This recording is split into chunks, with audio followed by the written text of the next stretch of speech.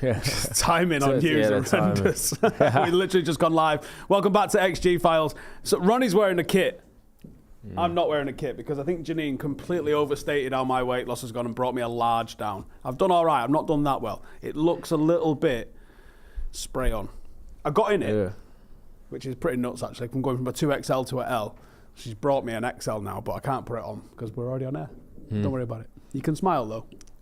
What I'm taking camera shots here from Dodge. Anyway, so the reason we're wearing those, or we're nearly wearing those, is it's your last chance to get an order in ahead of Christmas if you want one of the paddock tops. And how many left have we got? Roughly? About 20 in the red, 7 in the green.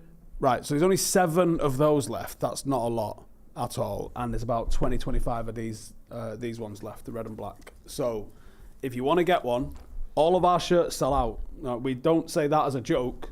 We absolutely sell out every single shirt that we do. So if you want to get one, link's in the description.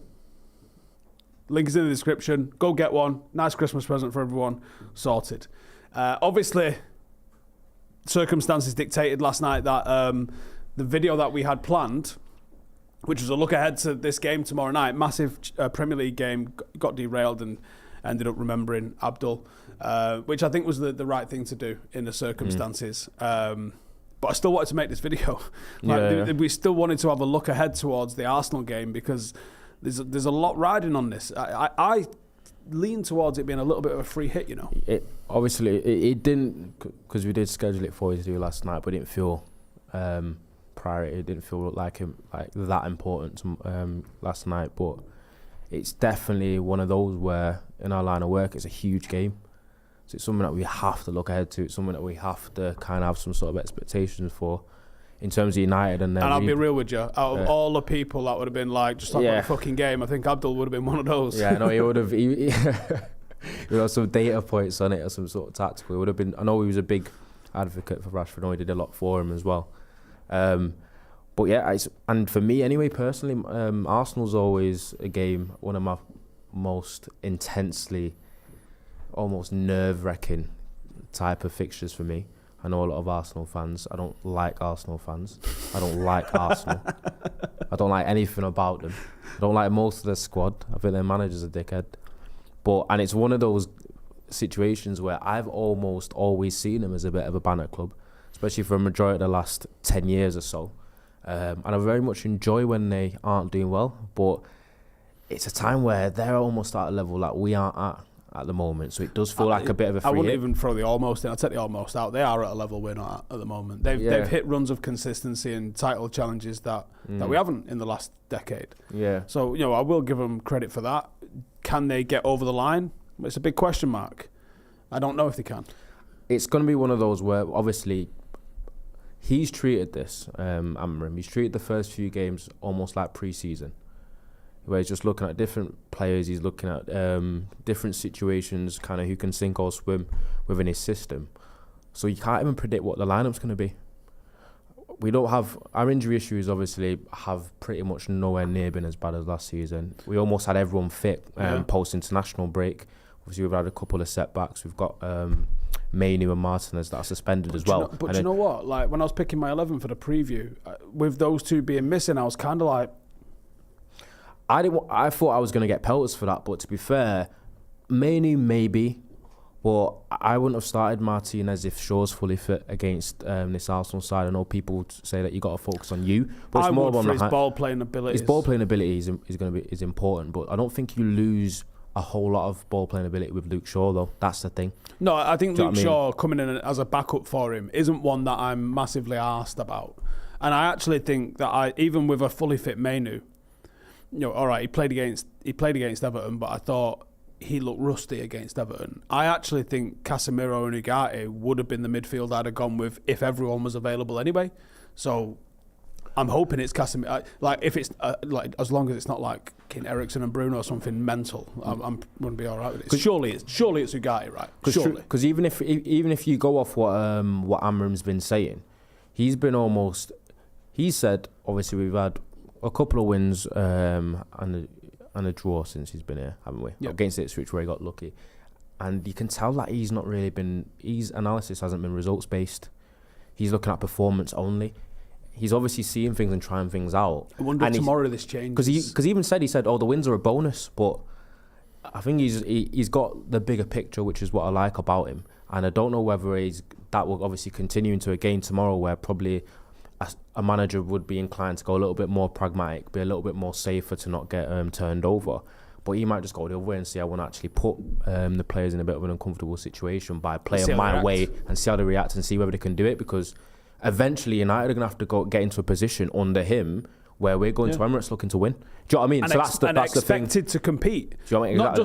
Not just like, oh, can we nick something here? Yeah. No, we're going to be in 2-3 years' time. If he's going to stick around and be and considered a success at Manchester United, you're going to have to get to the stage where you rock up at the Emirates and think that you can get 3 points. Now, whether you do or not, obviously depends on how the match goes. But there has to be that confidence from within the fan base where you can just turn up to, like we did under Ollie at a few places, the Emirates, Parc des Princes, wherever it ends up being, and go, we can get something here because we're going to turn up and we're going to put it on you. Whereas for the last decade, for the most part, I mean, you got to say one of the biggest weaknesses of Ten Hag was our away form, going to places and just getting absolutely turned inside out. Our away form, generally, and our general form against the top 8 sides in the league, especially throughout and Ten Hag's whole tenure, was terrible. And that's something that we're going to have to turn around. Otherwise, we aren't going to have... basically, our optimal way of finishing within the top 6 or the top 4 is not going to happen. Who Arsenal playing at weekend? Can someone just check that for me, please? I know who they're playing. They're playing Fulham away. Oh, which is where they lost last season, by the way. Yeah, but I feel like they're not going to lose there this season. Fulham are decent. They are. But I just don't feel like Arsenal are losing there this season. What I was going to say is, obviously, the difference in points between us is only 6. That goes to 3 if you do what we're not expected to do tomorrow. And then if we manage to get a result against Forest and they don't get a result against Fulham, the table, we wouldn't go above them because their goal difference is far superior to ours. Can I not get giddy for 5 seconds? Can I not? Before you bring me down to earth with real facts. Because and for me, I wish that was the case, but Arsenal look to me, I think they're on the brink of going on one of them runs where they probably win of like 9 of the next 10 league games because they've got everyone fit now. They actually have a pretty good team. I can't hate on them and be delusional about it. Do you know what I mean? And I'm actually kind of semi-hoping for it because I don't want Liverpool having an easy ride to the league either. So it's just that, how hard is it doing a lesser of two evils thing? I can't be asked doing it every season. Do you know when it comes to our rivals? Which it's just jarring. Do you know what I mean? So I want to get to where I compete. There's been talk about whether Chelsea are in the running for it. But aren't they on the same points as Arsenal? Yeah, on the same points as Arsenal. So if they're in a title race, so are they? Yeah, I'd rather Chelsea win it than Arsenal and Liverpool, obviously. How did they become the preferred choice? That just shows you what and Chelsea, absolute level of bellends Arsenal fans are, that you'd prefer Chelsea fans. We've got one here messing about with a camera.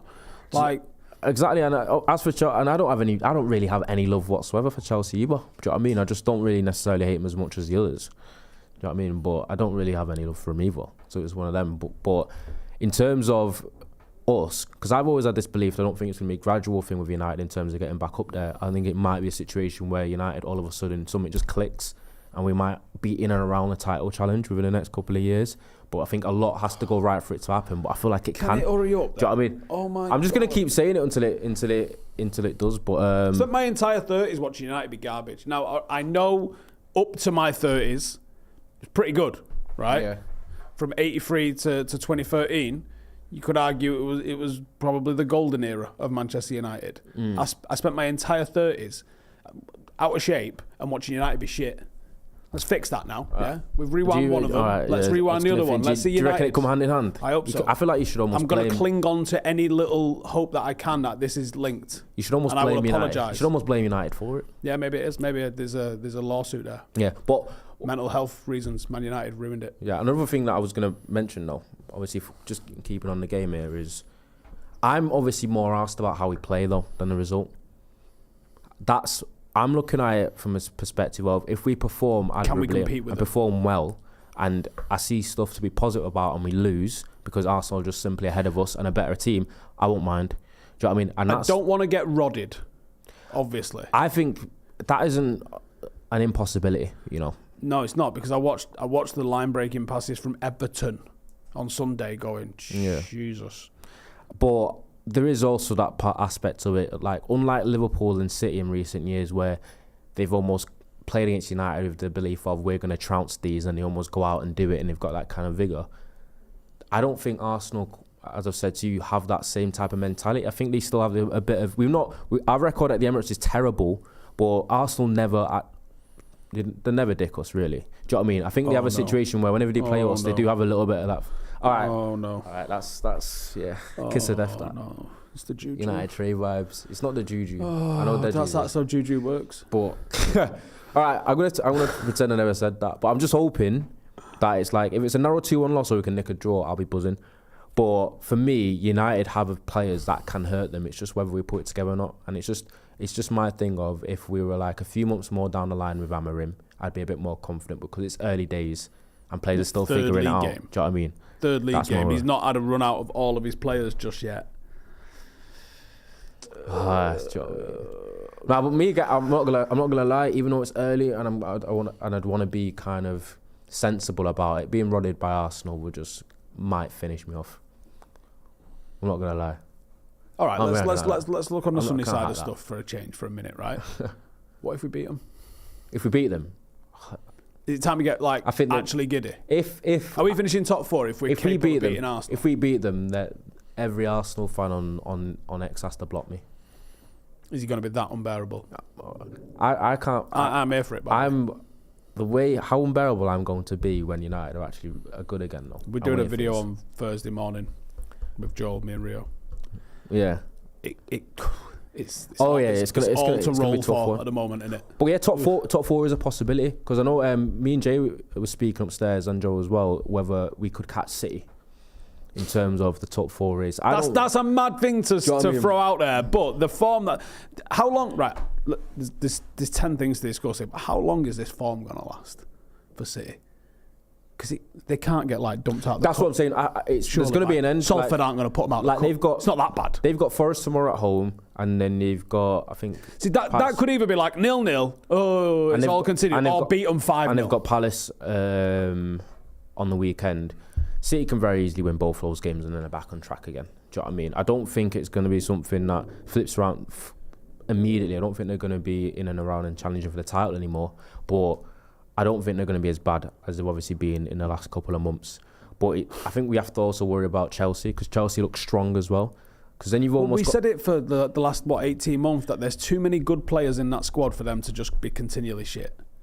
And they could either get the mix wrong and finish 18th, or if they get it right, they could be top 3. And it looks like they're going to be top 3. Because I think logic would suggest the top 4 is probably going to be City, Chelsea, Liverpool and Arsenal. It's going to be that. And then United probably going to finish outside of it. You've got to even consider Villa and Spurs in this, really. Villa have had the same thing that happened to Newcastle. So Newcastle qualified for the Champions League, and then their league form was basically derailed. Still ahead of us. And then... Now I'm talking about last season, and then Aston Villa have obviously entered the Champions League, done all right, and it's affected it's caught up with them in the league, where they've been quite poor lately. So I don't know whether we might have a bit of a benefit with that. I think Tottenham might be in and around or maybe ahead of us as well. So if I was to say, would he finish top 4? I don't think so. No, you're asking for City's run to almost continue for as long as it's happened. They could easily shake this off against Forest and win the next 20. They could. I think they're too old for that. Without Rodri as well, with KDB looking like he clearly doesn't like Pep anymore. I don't know what's going on behind him. He might be the one that cut his nose. Do you reckon? Who knows? But what happened there? Why is his head covered in lumps? What happened there? I reckon he did that all himself. I reckon it was generally a thing where was it like the scene from Me, Myself and Irene where he kicked his own ass? He's like whiteboard smashing his head, scratching himself. Because we've said it time and time again at Chief Hours. Pep is unhinged. All the geniuses are. All the people that are the best at everything. They're all on a little bit of... they're not all the way there, are they? Because I said the same about Messi and Ronaldo. Both of them are a bit weird as well, in terms of if you look at them socially and certain things. 1,000,000%. Do you know what I mean? And I think that usually happens with people that are at the top of their profession, or top 0.1%. There's a reel of a guy that's mimicked all Messi's weird interactions, where he stands there as people are doing all sorts around him, and he just kind of like rebooting or whatever it is that he's fucking doing, just being proper fucking odd. Yeah, it's just yeah. And obviously Ronaldo's weird. Yeah. You can tell he's weird. Yeah. Like, there's no lie you could tell me about Cristiano Ronaldo from like a health longevity point of view, where I would go, don't be daft, he's not doing that. You could tell me, he drinks like lamb's blood only, right? He doesn't drink water, he just drinks lamb's blood. Constantly on YouTube. No, he's got I don't know about that. 5 litres of it in his fridge. He'll just obviously he'll have a private chef, private nutritionist, all of that. All the rest, yeah. He could sleep in pink goo like they do on The Matrix, because it's got some sort of health benefit. Like, you could tell me that and I'd be like, yeah, I could buy that. I reckon he could sleep in an oxygen chamber. Because people already come out with a like conspiracy that he's been cloned. Or no, he cloned his son. He cloned his son? Well, that's well, who's the mother? That's true. That is true. And he's not aging, is he, either? Is it Botox? He is. Yeah, slowly. But yeah, I mean, maybe he did clone his son. Why though? Do you reckon it's one of those? His son was meant his mum's raising his son. His son's been in the academy of every club he's played for in it as well. Of course he is. So's like, yeah, him and every other professional footballer. That tells me his son's actually not that good. Reckon? I reckon he doesn't. You know that nepotism. Same reason why Bronny James is on the Lakers. You must have seen that. No, didn't know that. I don't know that. I've heard of him. Don't know that. LeBron James' son is on there, which is obviously, how crazy is it to be on a professional team in sport and your son's playing with you? It's mental.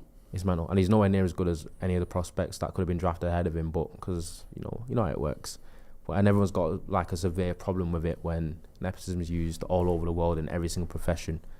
Do you know what I mean? So it's one of them. Hey, where's Dej?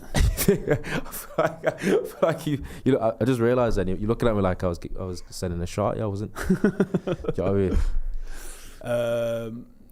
The mother is from San Antonio. You mean San Antonio?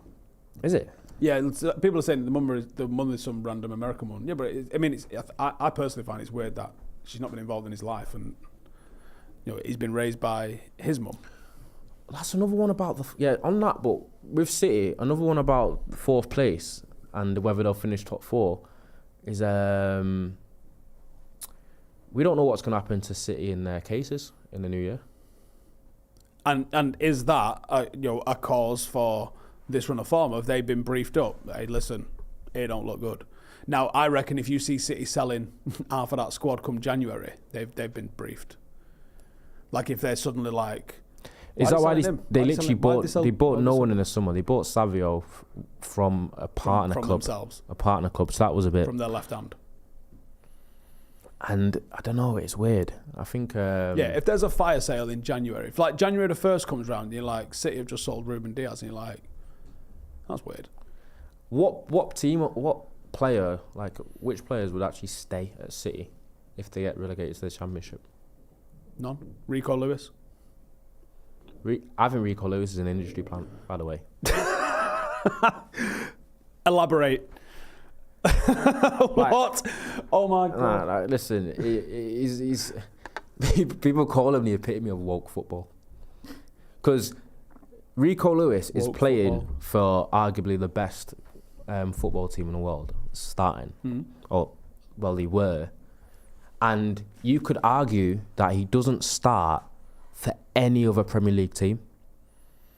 Yeah, but this is one of Pep's weird projects. So that makes him he waffles on that people are better than Messi. Yeah, so that makes him a niche player in a really backwards way, because like, you don't know if he's a right back, you don't know if he's a 10, and you don't know if he's a midfielder.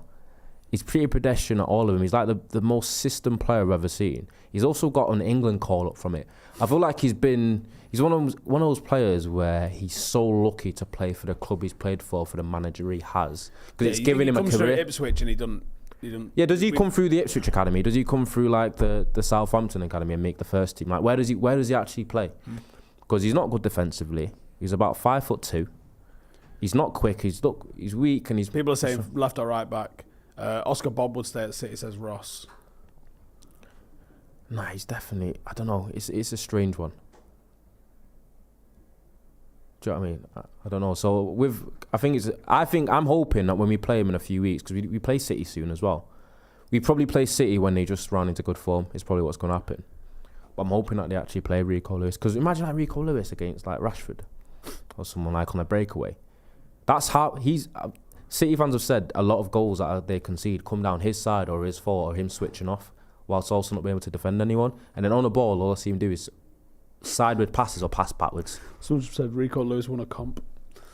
And then the next comment is Tiny Taylor says, "Nah, Rico Lewis is a baller." No, he's not. No, Joe, all right. Joe Easy would be to play. I wouldn't look mental in that City team because the runs that they're going to make ahead of you. If you can play a 15-yard pass, you're going to look all right. Steve, you wouldn't. I'm not gonna lie. You actually look worse because I'm keeping it ultra simple, conservative. But the thing with Rico, all right, on the baller thing, he's a really good technical player. Like he's five-a-side. Of course he is. He's got good technical ability. Who do you think is at that football team right now that's got anything like a questionable first touch? He's well, I said it. He's a five-a-side baller, isn't it? He's not got dynamism. He doesn't affect the game. No, but I don't think he's even power league because Joe. When you get power league players, they're poor team players. Nah, I reckon they've got skills. I reckon Rico Lewis would be very good at five-a-side. Is he Cole Palmer at five-a-side though? I'm not gonna lie to you. He plays Premier League football for Man City, so I'm reckoning he'd look. That's what I'm saying. So that's why I'm putting Cole Palmer in there because is he going to stand out if he was playing against that? He's not that type of player. Though, against me and you, yeah. Against other players, does he? Against other Premier League footballers, does he?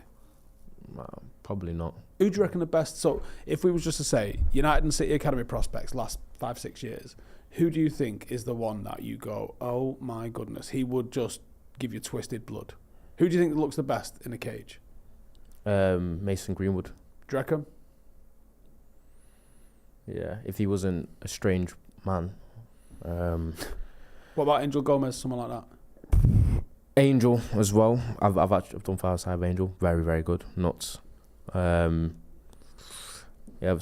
done five-a-side where Cole Palmer's been there as well. They are very good. I think the best one I've seen was Taylor Richards though. He was also a friend of mine. He came up through the City Academy. They bought him from Fulham.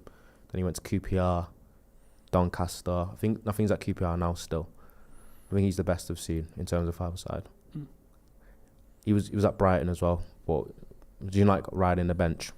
Yeah. But from what I saw, I thought Taylor. I'm like, you can definitely play in the Premier League.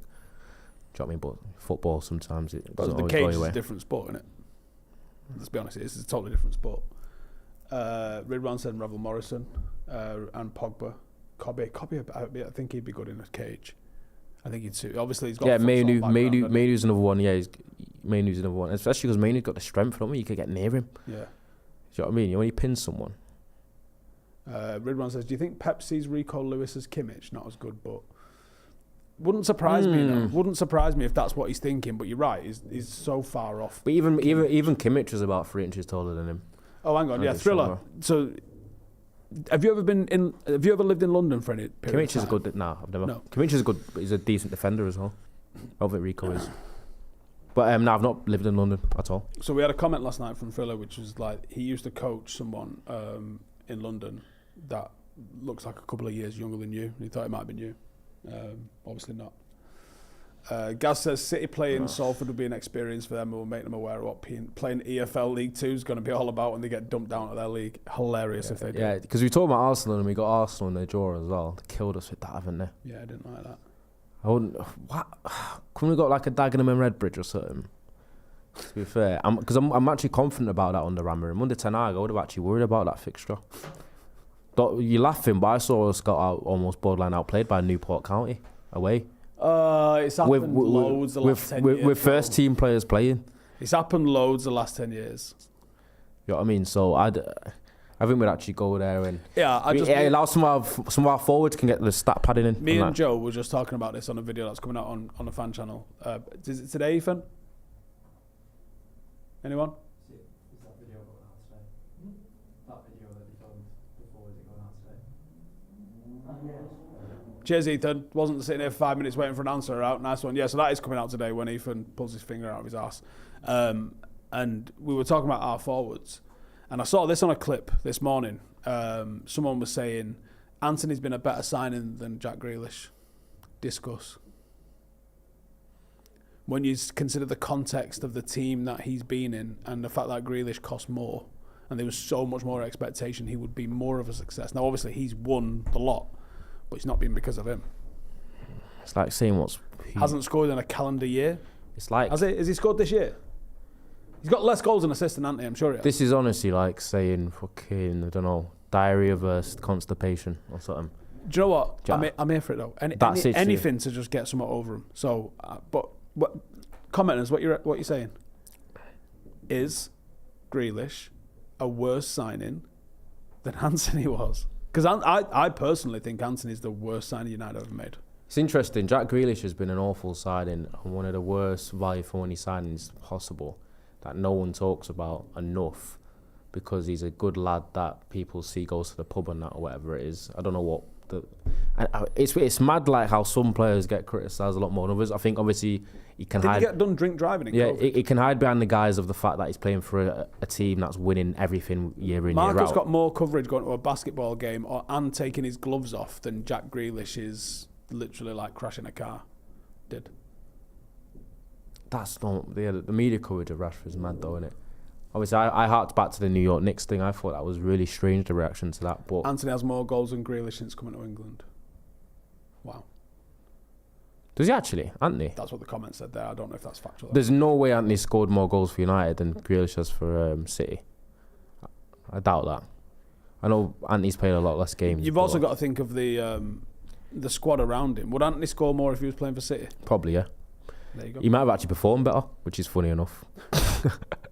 Because one thing we've got to realise is the players... So as well, Grealish is better. No one's arguing that. Jack Grealish is a levels better footballer than Anthony, but has he been a better signing for Manchester City than Anthony has for United? And I think, no, I don't think he has. I actually think Anthony's been better. Where does Grealish go from here, though? If he leaves? Probably. Huh? Weatherspoons. Nah, because I think Grealish is one of them still where he goes back to like Villa. Do you know what's a nightmare? And then he's starlet for them. He'd be brilliant for United in the 10 right now. As one of the 10s off the striker. Yeah, he would. Do you know what? If they get relegated and they're like... Take him on a free. You could have Grealish for like 5-10 million. I'm taking that 100%. And I bet he works because he's not tried to play in like... Yeah. Obviously, it's a system, but it's totally different. He's not young anymore either, though. He's like 29, but... I think Grealish back to Villa. Yeah, I think Grealish back to Villa is probably what will happen. It reeks of it, doesn't it? Yeah. It reeks of it.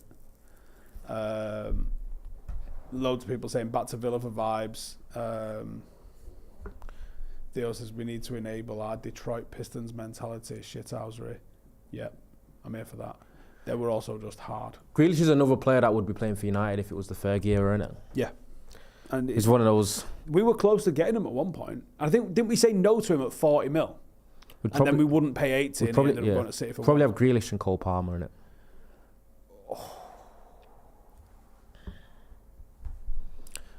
See, John, you like United, where they going to get all of the goals from to compete? Right there. Yeah. I don't care who you put up front. They're scoring enough goals with those two there. Then they are. That's actually crazy though. Someone said Di Maria is the worst signing, which is mad because Di Maria is probably one of the... He was better for United than Anthony's been. Di Maria might go into might be in the top 25 players of the last 10, 15 years. 25's a shout. 50 for sure. 25 might. 25, he actually could make it. I think he's... Man of the match in the Champions League final puts you in rare air. I think he's up there for assists, in Europe. For who he's played for and all the rest of that. Not just out. Could they collate the assists like who scored the most goals? Because I remember seeing that where it was like who scored the most goals in Europe in the last 10 years, and it was like Cavani and Lewandowski was up there with the likes of Suarez, Ronaldo, Messi, obviously, and then assist. I think Di Maria's up there. Notch says Lukaku for Chelsea. Yeah, so when they bought him back off us it was more than we paid when it was like 80. They paid for us. What's he scored? Because he's barely played.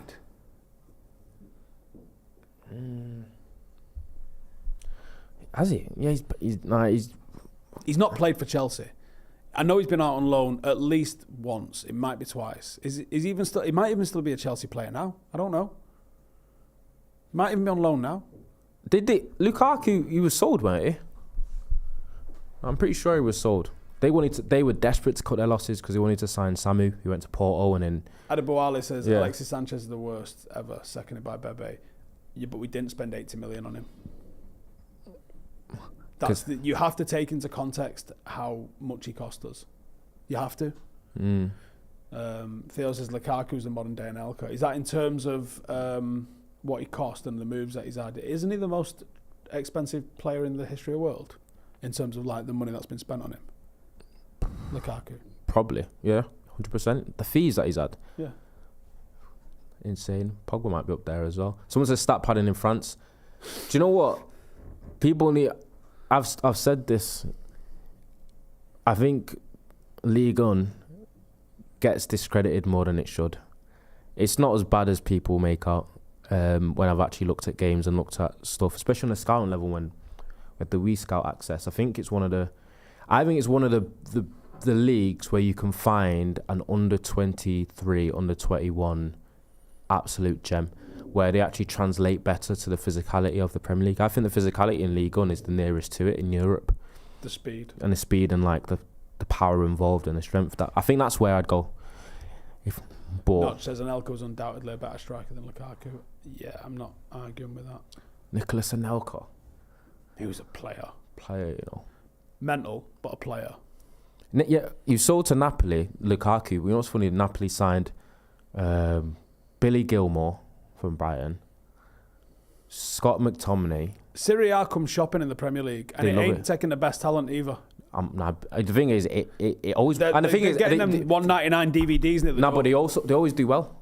They do well because the Italian league at the moment, sadly, is absolutely dead. You got to respect Billy Gilmore a little bit, though. He was starting week out for Brighton. He's a decent baller. He's not, I know you're saying he's not like, he's a big signing for Scott McTominay's gone to Napoli and looks like Maradona reborn. Is he though? Blasphemous. Is he though, or is it just one of them where when he scores once in every 3 games, that's the only time we hear about it? Yes, do you know what I mean? That's what's happening. They are also raving about him. Yeah, he's probably getting platformed to like. I think he's playing second striker and that he's being played like how he should. It's sad that I sort of touched on this a little bit on the live that we did last night. When I was growing up, Italian football was the pinnacle. English football couldn't fuck with Italian football. That's where all the money was. That's where all the glitz was. That's where all the glamour was. All the best strikers, all the best defenders. Like, even saying the team names, the Sampdoria. You know what I mean? Like, it sounded better than Chelsea. You know what I mean? It just did. Everything sounded fucking cool. The coverage was cool because of, Richardson fucking outside with a broom talking about what's going on. It was fantastic. Anyway, it's sad that it's like that. I want Italian football to make Italian football great again. Someone. Fairs. All right. Before I dip, because before we go, Dip, can you give me a score prediction? Before we go, I'm going to say go buy these. There's literally like I can see a few have been bought while we've been on. 3 have been bought at least while we've been on. So there's not many of these left. There was less than 20 of these. There's 7 of them apparently. So if you want a green and gold one, or if you want one of these, all of our shirts sell out. If you want it, do it now and you'll get it in time for Christmas. Score prediction for tomorrow? 1-1. 1-1. I'll go 1-1 as well. I'll take that though. If you're offering me that now, I'm having it. Because I don't think we score more than 1 against them. Unless it's like I'm doing a madness. I think it's 1-1 where they have an XG of like 3. Yeah, and ours is 2-5. And but like 1.5 of their XG comes from Gabriel's headers on corners. Because I don't think we've got an answer for him. Ava says Serie A has been competitive for the last few seasons. The fucking National League's competitive. Don't mean it's good. You know what I mean? It's gone a bit better. I think they have like 6 or 7 teams that are around similar level. Ashley Young went out there and balled out. I'm not having that. Seen the top scorer in Serie A now? Yeah. Matteo Retegui. Did a scout report on him. Told you he'd be fucking mad. Go and check that out. Anyways, cheers for tuning in. As always, a little bit later than never, but cheers everyone for tuning in. Yeah. See you in a bit. See you later.